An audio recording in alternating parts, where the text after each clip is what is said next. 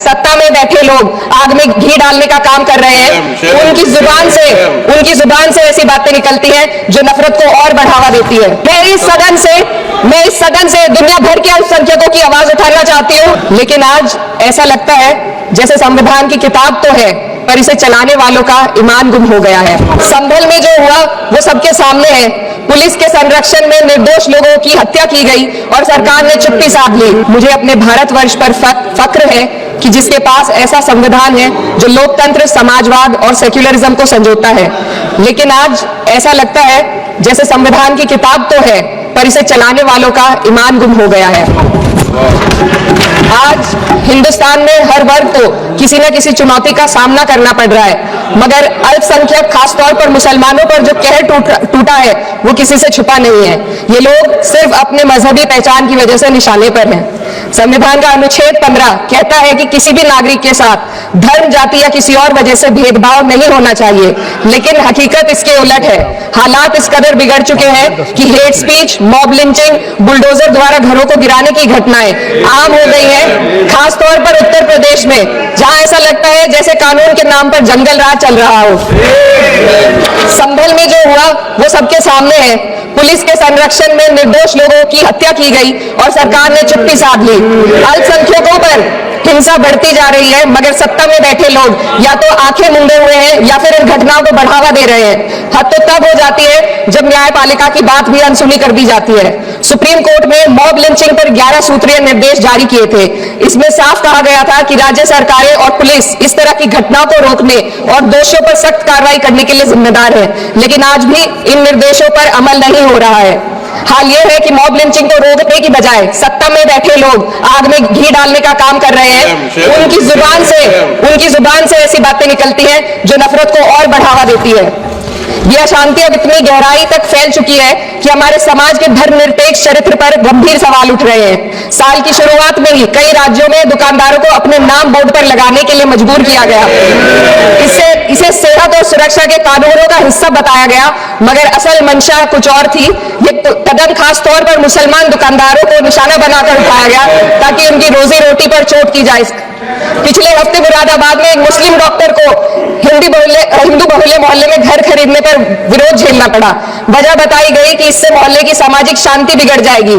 अब आप ही बताइए, क्या ये वजह सही है, जायज है? असल में ये छोटी बड़ी घटना इस बात का सबूत है कि सांप्रदायिकता को बढ़ावा देने वाले बयान और नीतियां हमारे समाज को अंदर से खोखला कर रही है। उत्तर प्रदेश में यति नरसिंहन ने बेहद घटिया बयान दिया, लेकिन सरकार इन बयानों पर कोई कार्रवाई नहीं कर रही। हेट स्पीच न केवल जनमानस के विचारों को प्रदूषित करती है, बल्कि इससे अब संवैधानिक पदों पर बैठे लोगों को भी प्रभावित कर दिया है। अभी हाल ही में माननीय उच्च न्यायालय इलाहाबाद के माननीय न्यायाधीश ने ऐसे बयान दिए जिसका संज्ञान खुद सुप्रीम कोर्ट को लेना पड़ा। संविधान के अनुच्छेद 29 और 30 ने अल्पसंख्यकों को उनके मजहबी और सांस्कृतिक हक दिए हैं ताकि वो अपनी पहचान को बचा सके और अपने संस्थान चला सके, लेकिन आज उन्हीं हकों पर हर तरफ से चोट की जा रही है। वक्फ जैसे बिल लाकर उनके धार्मिक अधिकारों को छीनने की कोशिश की जा रही है। आज अल्पसंख्यक समुदाय को संविधान द्वारा दिए गए अपने बुनियादी अधिकार पाने के लिए लंबी लड़ाई लड़नी पड़ रही है।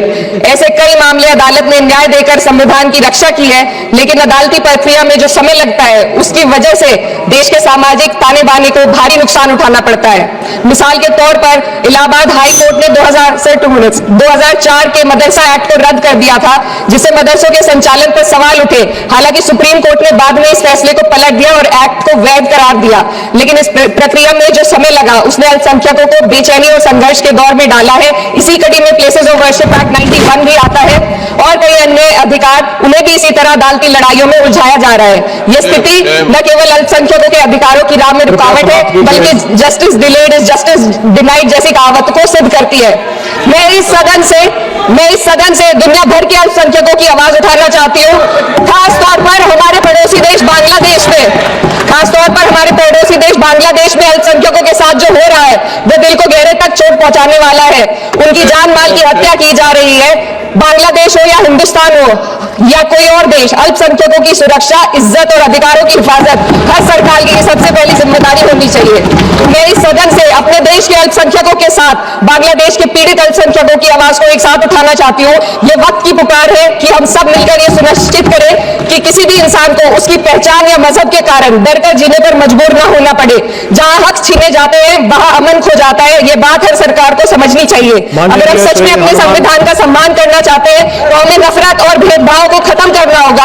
हमें ये दिखाना होगा कि ये मुल्क हर वर्ग, हर जाति, हर धर्म और हर समुदाय का है, और जब तक ऐसा नहीं होगा तब तक संविधान की आत्मा सिसकती रहेगी।